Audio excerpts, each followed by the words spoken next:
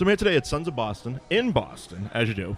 Tim, Kat, thank you for having me, first of all. Thank you so much for joining us. Thank you very much. We had some wonderful food, some delicious cocktails. Tim, I'm going to start with you in the cocktails. I had the Hipster Bull Blank. Tell me a little bit about that delicious bourbon drink I had. So that my go-to forever has been a bourbon old-fashioned. Mm-hmm. And we went to the Martinetti Test Kitchen when we were opening up and talked with their resident bartender, and we were talking about bourbon drinks and old-fashions, and we got talking about the only thing that we don't like is the inconsistency of muddling, and you get a different kind of texture and product depending on how it comes out. Sure. So what we've done is create a syrup with using oranges with the rinds, some really good maraschino cherries, and simple syrup that we make right in-house. Okay. And that, it does a couple things. One, eliminates the muddling so it's faster for the bartender, but two, it's more consistent. And you get that nice hue that's almost looks like you've shaken it, but you haven't shaken it, so you haven't bruised the bourbon in any way. So you get the Bruised the bourbon. Bruised the bourbon. Good term. I dig it. You'll notice it's like gin or whiskey specifically. If you shake it, it gets that cloudy, foggy. I don't shake my whiskey. I'm gentle with my whiskey. Yeah, and I think you always should be. Maybe an ice cube or two.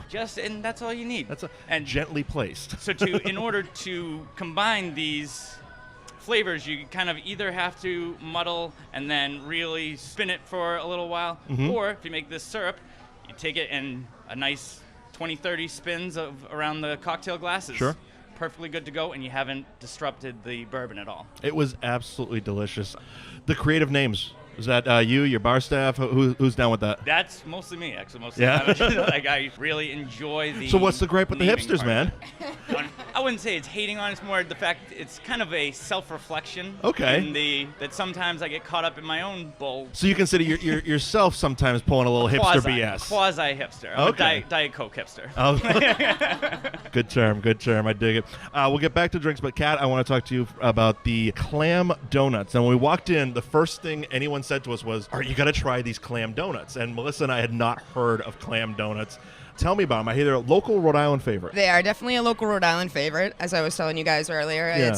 It comes from my childhood, going to Rocky Point Chowder House and getting this amazing, greasy paper bag full of these like clam donuts. Although we call them clam cakes there, but here, if you say clam cake, everybody's thinking like crab same cake. thing, like a crab cake, but it's a donut, man. Sure. It's a fritter. Yeah, exactly. But it just, instead of having the oyster crackers, we would have that to dip it in. No spoon. You didn't need a spoon. You have your donut to facilitate that. It was wonderful, and they were so like. You look at them and they're like, okay, so it's almost like a overbreaded fried clam, but they weren't because they were so soft on the inside. Pillowy. Yes. Really soft, really moist, really pillowy, as you put it.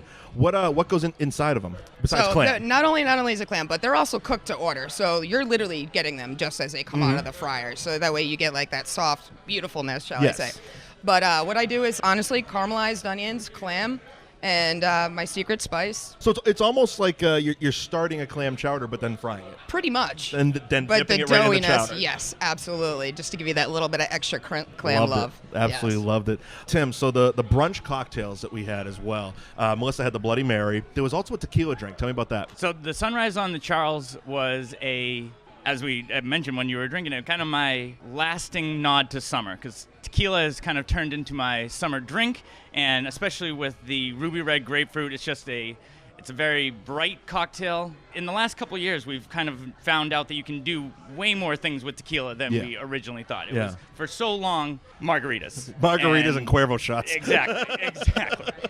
And then a blackout. Right. And those would always be most aggressive nights. With the advent of the 100% blue agave tequila in the last, say, 10 years, it's become a far more versatile and functional liquor to go with. So we do that with some mint and some cucumber, and then top it off with ruby red, and it's just a nice clean flavor that's, especially for anything that's designed to be a day drinking drink. Yep. I feel like should be nice and clean, not too heavy. On a beautiful day like today. Exactly. When we're out in the sun, you want a nice, sunny, bright drink. And you also use the grapefruit, because I asked you when I finished my hipster BS, I was looking for another bourbon-y type of drink, and you recommended the Hidden Truth, which came out with grapefruit as well. Yes, now it's that Irish whiskey though. That's an Irish whiskey base, and we make up it's called bitter agave, and we mix regular Angostura bitters with some simple syrup and boil that down a little bit, and it comes out with this very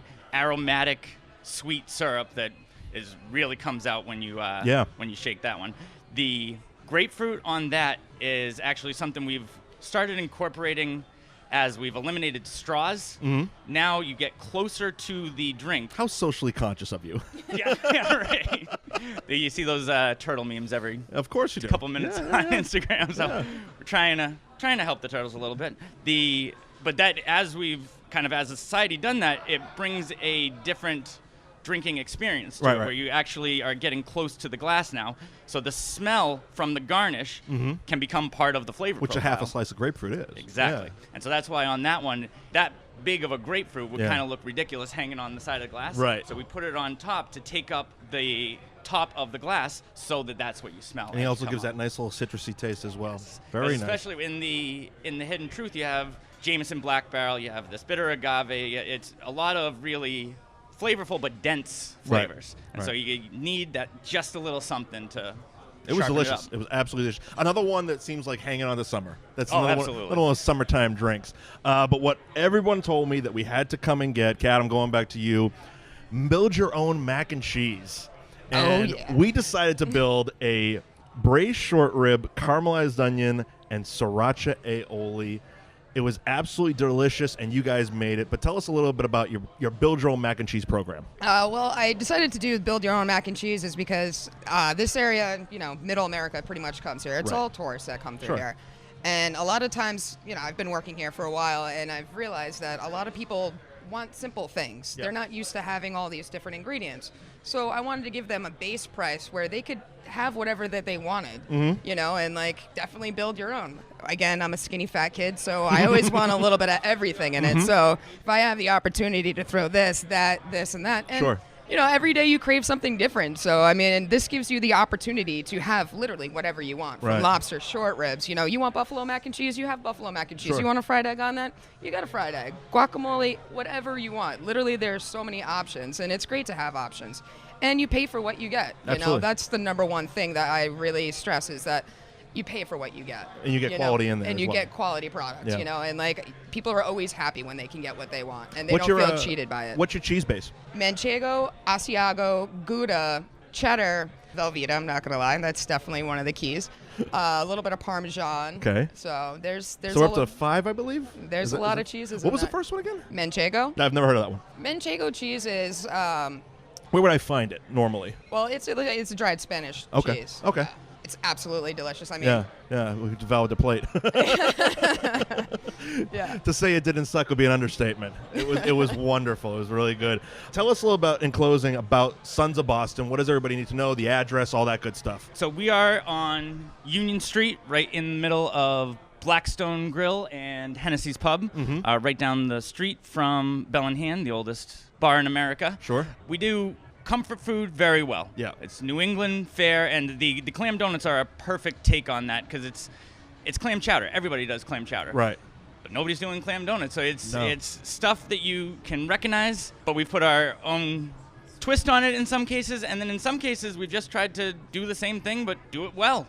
Quality ingredients, that it's done well and done consistently. And in a fun atmosphere. And that's our biggest thing is we are booze, food, and bands. Because I just glanced up over you, and you have a picture of Andre the Giant's hand holding a can of beer. As a lifelong wrestling fan, I love this place now. As a lifelong Princess Bride fan, that was very important. That as well. That as well. Inconceivable. Yes. Thank you so much for having us. It's been wonderful. Really appreciate it. Thank you so much. Thank you very much.